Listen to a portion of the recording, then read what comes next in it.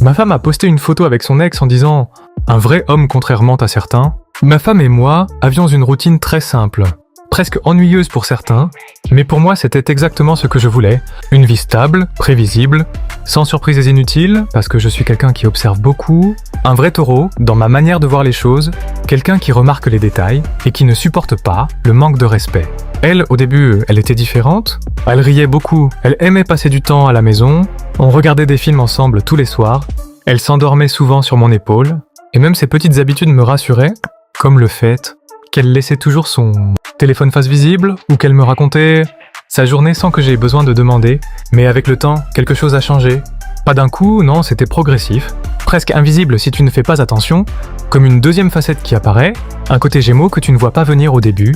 Elle a commencé à passer plus de temps sur son téléphone, à sourire sans raison apparente, à répondre à des messages même tard dans la nuit, et quand je lui demandais avec qui elle parlait, elle répondait toujours « juste des amis » avec un ton un peu agacé, comme si ma question était déplacée.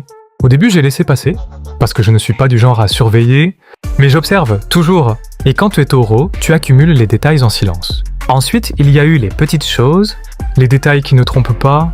Elle a commencé à faire plus attention à son apparence, pas pour sortir avec moi, mais même quand elle restait à la maison, maquillage léger, vêtements plus soignés, parfum même sans raison, et surtout, elle ne me demandait plus mon avis, comme avant.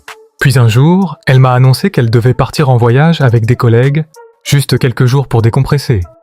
Elle disait que le travail la stressait, qu'elle avait besoin de respirer, et honnêtement ça ne me ressemblait pas de refuser. Alors j'ai accepté, même si quelque chose me dérangeait dans sa façon de le dire, comme si tout était déjà décidé à l'avance, comme si une autre version d'elle avait déjà tout planifié.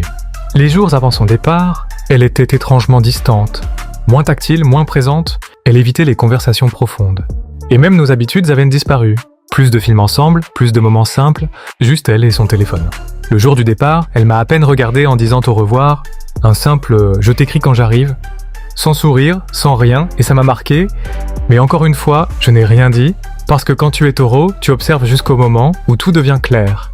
Pendant son voyage, elle m'écrivait peu, toujours des messages courts, « je suis occupé, on sort ce soir, je te parle demain », et quand j'essayais d'appeler, elle ne répondait presque jamais. Ou alors, elle disait qu'il y avait trop de bruit.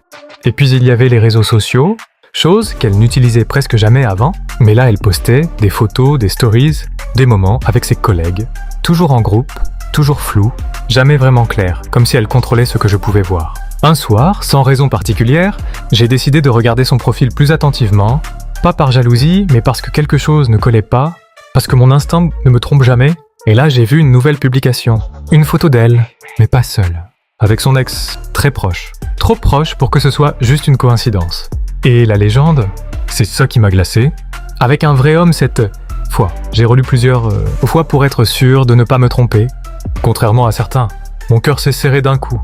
Pas de colère immédiate, juste ce moment où tout devient clair d'un seul coup, comme si toutes les petites choses que j'avais ignorées s'alignaient enfin. Le sourire devant son téléphone, la distance, le voyage, les excuses, tout. Les deux visages, les deux versions. J'ai regardé la photo encore une fois, son regard, sa posture. Ce n'était pas quelqu'un pris au hasard. C'était quelqu'un avec qui elle était à l'aise. Quelqu'un qu'elle connaissait déjà trop bien. À ce moment-là, je n'ai pas hésité. J'ai pris mon téléphone, j'ai composé son numéro. Ça a sonné une fois, 2 fois, 3 fois. Puis, elle a répondu. Et là,